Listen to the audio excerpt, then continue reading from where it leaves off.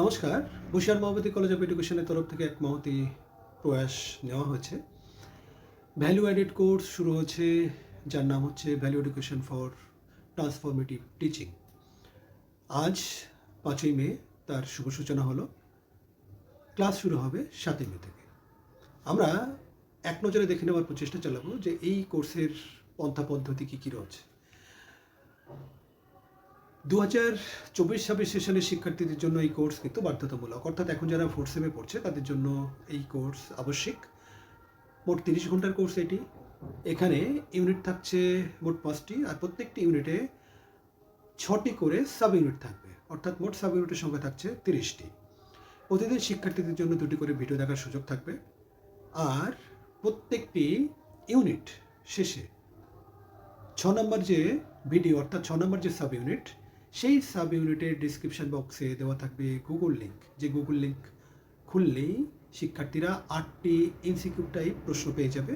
শিক্ষার্থীরা এই প্রশ্নের উত্তর দেবে, আর এই প্রশ্নের উত্তর দেওয়ার সাথে সাথে একেবারে কোর্সের শেষে কিন্তু শিক্ষার্থীরা সুনির্দিষ্ট অ্যাসাইনমেন্ট সেটা লিখে জমা করবে, সেও অনলাইন সিস্টেমে। সচেতনতামূলক একটি সভা এবং তার জন্য প্রজেক্ট লিখন তারা শিক্ষার্থীরা করবে। সেই প্রজেক্টটিও শিক্ষার্থীরা অনলাইনে আমাদের কাছে সাবমিট করতে পারে। আর 30 নম্বরের একটি লিখিত পরীক্ষা থাকবে কোর্সের একেবারে শেষে।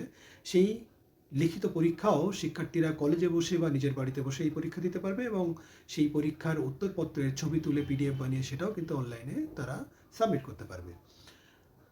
পরীক্ষার ধরন পুরোটাই অনলাইন, যেটা আমি এতক্ষণ বললাম। সর্বমোট নাম্বার কত থাকছে? 100 নম্বর। পরীক্ষায় প্রাপ্ত নাম্বারের ভিত্তিতে সার্টিফিকেটও প্রদান করা হবে। তাহলে আমাদের প্রত্যেকটা শিক্ষার্থীর জন্য কিন্তু এই কোর্সটি গুরুত্বপূর্ণ বলা যেতে পারে।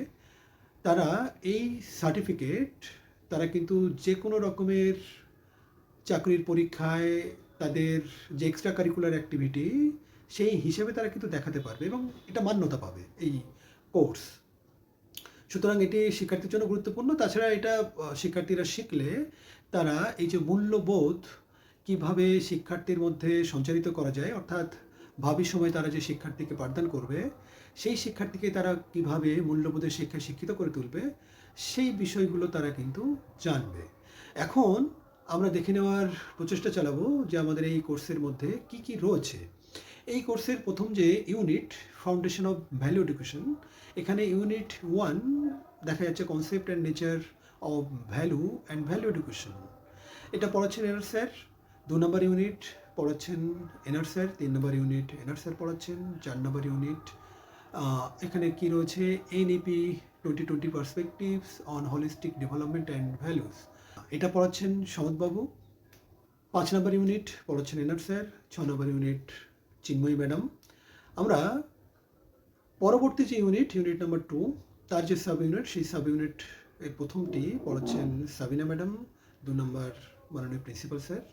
3 নম্বর প্রিন্সিপাল স্যারই পড়াচ্ছেন। 4 নম্বর পড়াচ্ছেন সাবিনা ম্যাডাম। 5 নম্বর সাব ইউনিট পড়াচ্ছেন ডিবি স্যার। 6 নম্বর সাব ইউনিট পড়াচ্ছেন এনআর স্যার।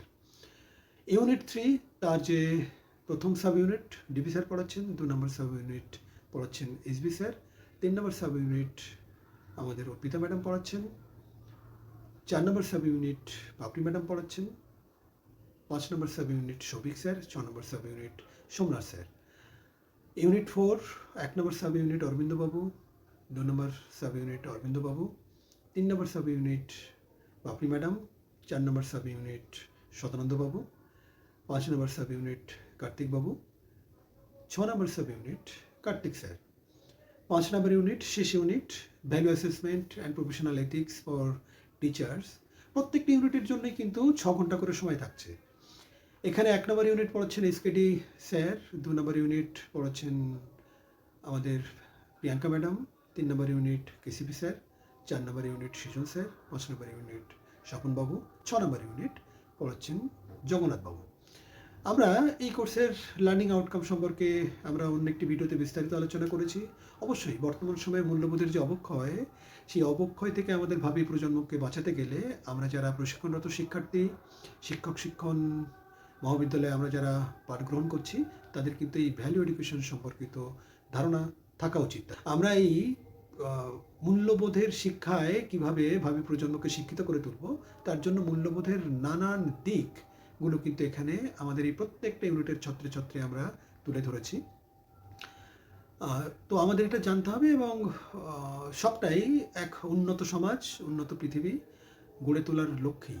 তো বুশার মোহাম্মদী কলেজ অফ এডুকেশন ছোট্ট প্রচেষ্টা চালিয়েছে value education for transformative teaching, এই কোর্সটির শুভ সূচনার মাধ্যমে, যাতে তার যে শিক্ষার্থীরা রয়েছে সেই শিক্ষার্থীরা আগামী দিনে চাকরি জীবনে প্রবেশ করে যেন দিকে দিকে, গ্রামে গ্রামে, শহরে শহরে, সমাজের প্রত্যেকটা কোণায় তারা যাতে মূল্যবোধের শিক্ষাকে ছড়িয়ে দিতে পারে ভাবি প্রজন্মের শিক্ষার্থীদের মধ্যে। এই হচ্ছে আমাদের মূল লক্ষ্য।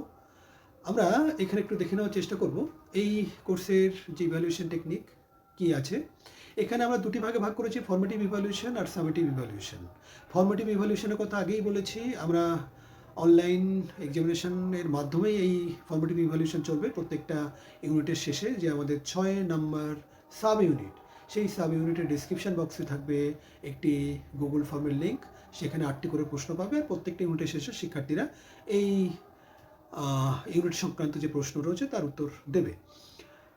সামেটিভ ইভ্যালুয়েশন, সেখানে থাকছে 30 নম্বর প্র্যাকটিক্যাল মার্কস, প্র্যাকটিক্যাল পরীক্ষা, তার জন্য 30 নম্বর থাকবে। অ্যাসাইনমেন্ট থাকছে 10 নম্বরের, আর থাকছে এনভায়রনমেন্টাল অ্যাওয়ারনেস ক্যাম্পেইন, তার জন্য 10 নম্বর, আর তার উপরে প্রজেক্ট লিখন, তার জন্য 10 নম্বর।